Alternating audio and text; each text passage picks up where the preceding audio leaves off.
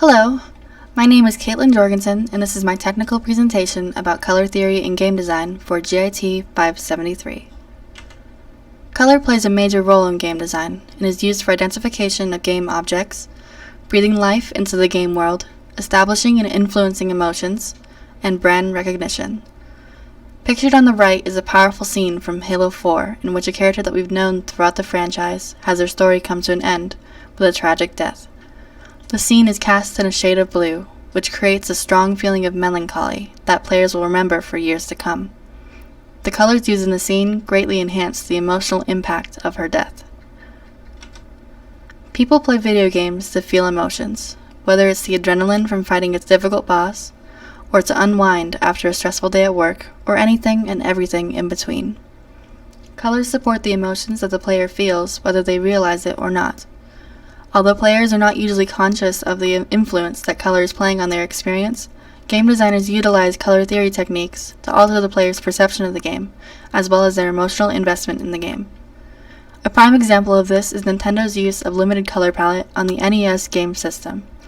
Super Mario Bros offers a lively experience that is meant to be inviting and for all ages, while Metroid uses the same colors in a different way to show that this game is meant to be a more mature and challenging experience.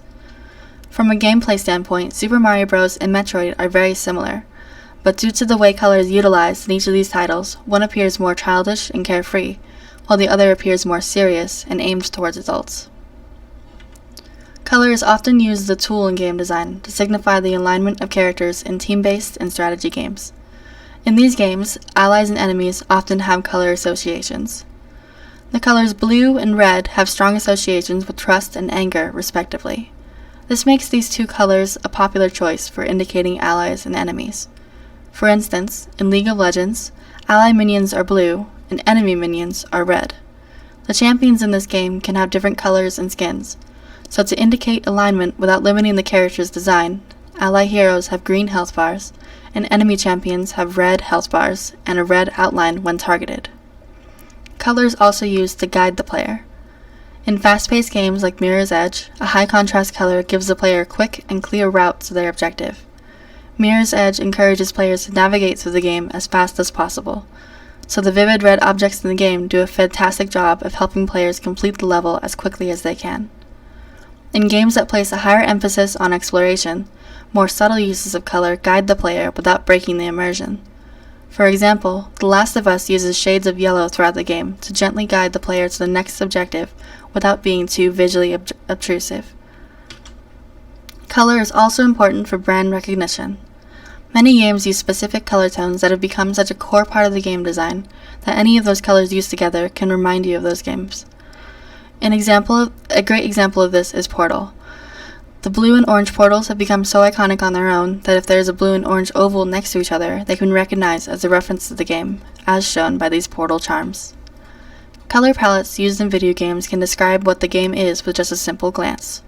For instance, Shovel Knight and Limbo are both side-scrolling platformer games, but portray very different feelings just through the use of color.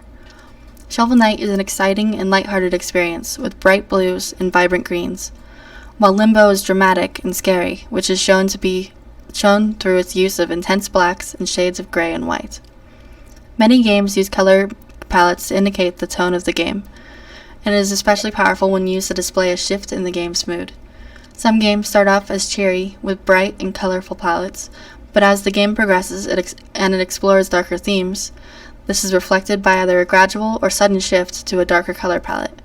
Conversely, some games begin in a dreary environment where dark blues and blacks dominate the screen, encouraging feelings of hopelessness and fear. Then, as the game progresses, the player finds themselves overcoming the miserable conditions of the game world, and the color palette shifts to enhance the feelings of increased hope and victory. In conclusion, color plays a huge role in video games.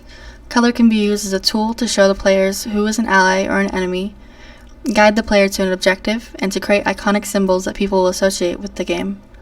Even in earlier games that had a limited color palette, by using more or less of specific colors, the theme and target audience can be shown.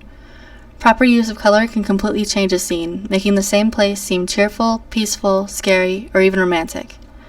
Color is a game designer's most powerful weapon that is extremely effective in influencing players' emotions. Thank you for listening.